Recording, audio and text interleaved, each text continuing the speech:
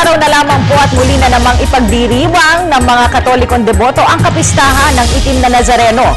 Ang kapistahan ng Nazareno ay hindi mapagkakailang bahagi na ng kasaysayan at pananampalataya ng nakararaming Pilipinong Katoliko.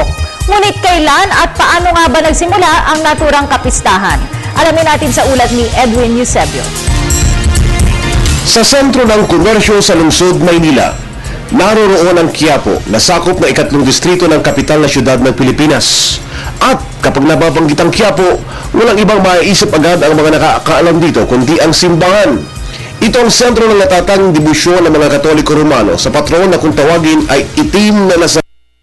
Larawan din ito ang munting mga tindahan ng estatwa ng mga santo at santa at iba pang parapernalyang pangrelihiyon. Higit na marami ang mga biyaherong dumadako sa Quiapo tuwing Enero, higit lalo na sa araw ng kapistahan ito na Enero 9. Milyon-milyong bilang ng mga debotong Romano-Katoliko ang sumasama sa prosesyon. Tinatayang nasa 6 hanggang 8 milyong tao sumasama sa prosesyon ng Black Nazarene. Ito na marahil ang pinakamalaki at pinakadakilang pagpapakita ng pananampalataya sa modernong panahon na di mapapantayan kahit saan man. Batay sa kasaysayan, ang life-size na imahe ng Jesucristo pasa ng krus tungo sa bundok ng Kalbaryo ay isinakay sa barkong galyon tungo sa Maynila mula sa Acapulco, Mexico.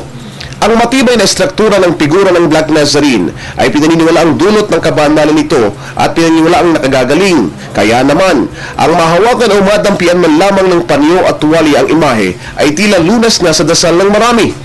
Dumating ng Maynila ang Black Nazarene noong Mayo 31, 1606 sa ilalim ng pangangalaga ng mga paring Agustino Recollectos.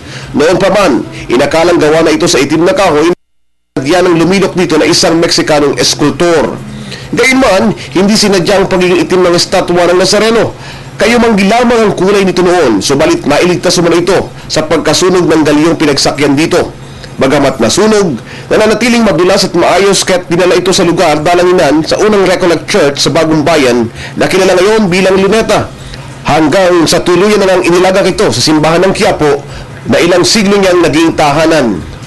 Taon-taon, isinasakay ang imahe sa karosa na kung tawagin ay andas. Ito ay salitang Espanyol na ang ibig sabihin ay andar o pasulong.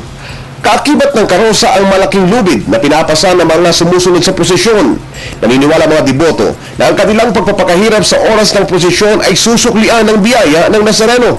Ito ay sa pamamagitan ng pagpapaunlak sa kanilang pansariling mga kahilingan. Sinasabi ng mga kalalakiang deboto ng Itim na Nazareno na tinatawag na Hijos del Señor Nazareno, ang kanila lamang debosyon sa pananampalatayang Katoliko ang nagtutulak sa kanila na ipagpatuloy ang nakagisnang tradisyon. Bagamat may mga nasusugatan at nasasaktan sa tuwing makikikan sa prosesyon, hindi matatawaran ng umano ang ginhawang kanilang nararamdaman sa oras na makumpleto ang pagsama sa prosesyon. Tunay nga na ito ay nasa puso ng bawat isa sa kanyang debosyon at paniniwala. Bagamat may mga negatibo ang pananaw sa naturang tradisyon, hindi ito mabubura sa kulturang Pilipino. Hari nawa, ang lahat ng mga magagandang hangarin ng mga deboto ng Itim na Nazareno ay paunlakan ng kapangyarihan ng Diyos na makapangyarihan sa lahat. Para sa Telebisyon ng Bayan, Edwin Eusebio.